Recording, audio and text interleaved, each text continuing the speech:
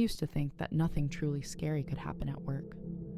Not in a place with fluorescent lights, security badges, and HR posters reminding you to see something, say something. That belief lasted exactly 3 months.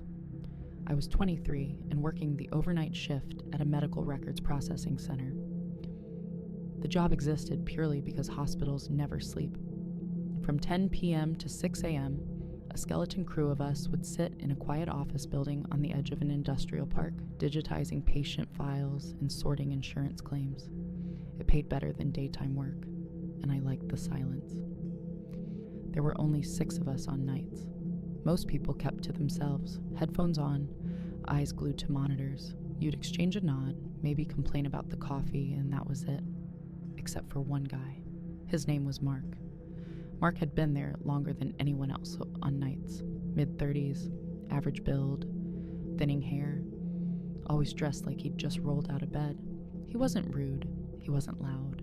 If anything, he was overly polite. Too polite. The first thing I noticed was that he always knew where everyone was. If someone stepped out for a smoke, Mark would comment on how long they'd been gone. If someone switched desks, he'd ask why. If I came in 5 minutes late, he'd casually say, "Traffic heavier tonight?" At first, I chalked it up to boredom. Night shifts rot your brain like that.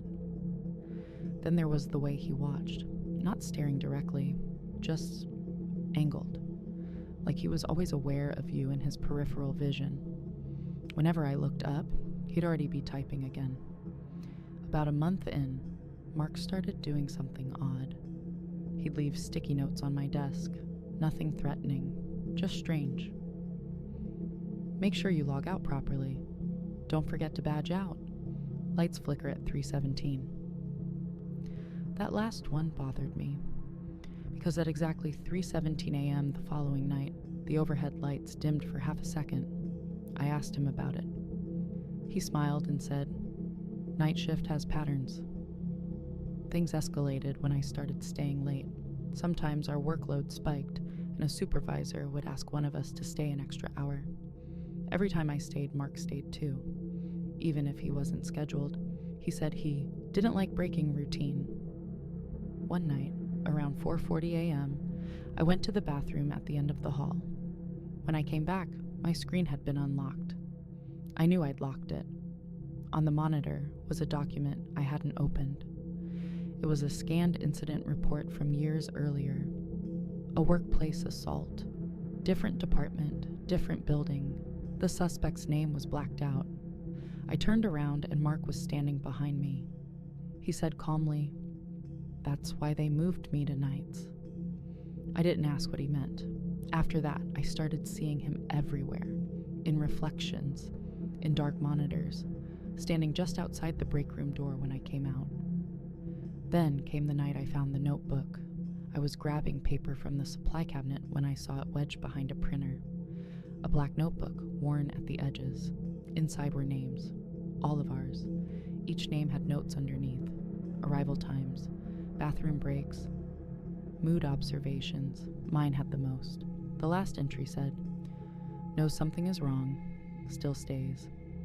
I left early that night and didn't come back the next day. I called HR. They told me Mark had been terminated that morning. No explanation, just policy violations. A week passed, then 2. I relaxed. Until my new job started, day shift, different company, different building. On my first morning, I logged into my workstation. There was already a sticky note on the monitor, same handwriting. New routine accepted. I still work days now. I avoid routines. I leave at different times. And every once in a while, when I'm walking through a quiet hallway, I get the feeling someone is keeping track again. Because the scariest part isn't that Mark followed me.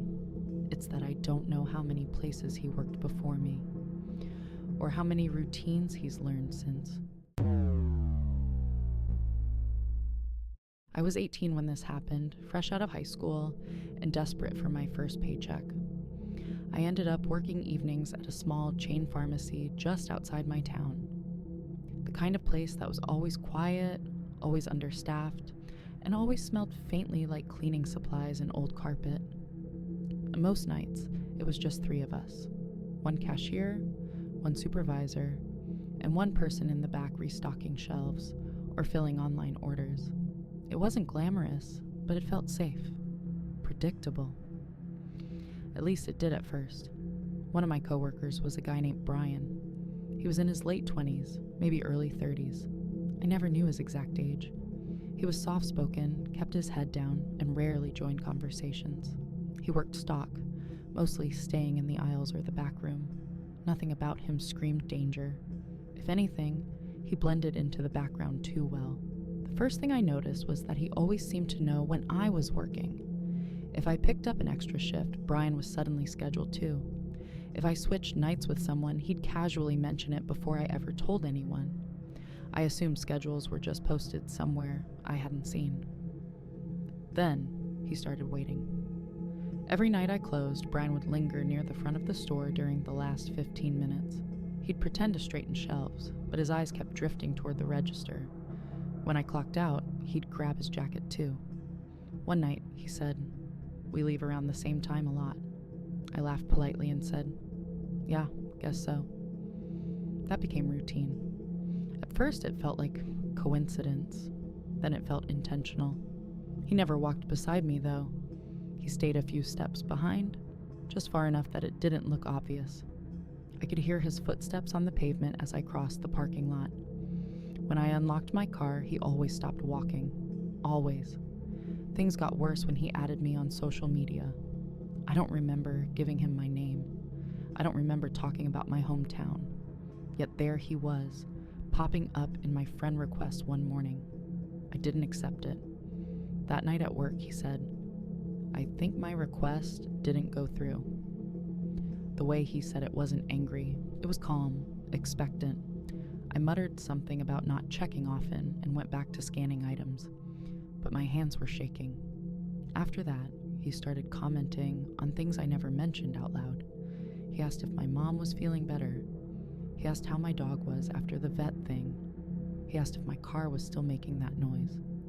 I'd never talked to him about any of that. I stopped closing shifts. I switched to earlier hours.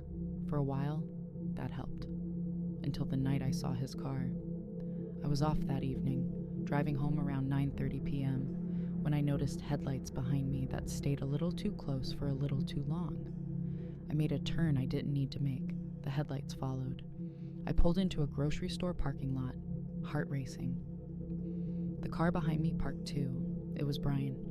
He didn't get out, just sat there, hands on the wheel, watching. I drove off immediately and went straight home, locking every door behind me. The next morning, I quit. No notice, no explanation. I blocked him everywhere, changed my routine, took a job across town. I told myself that was the end of it. For a while it was.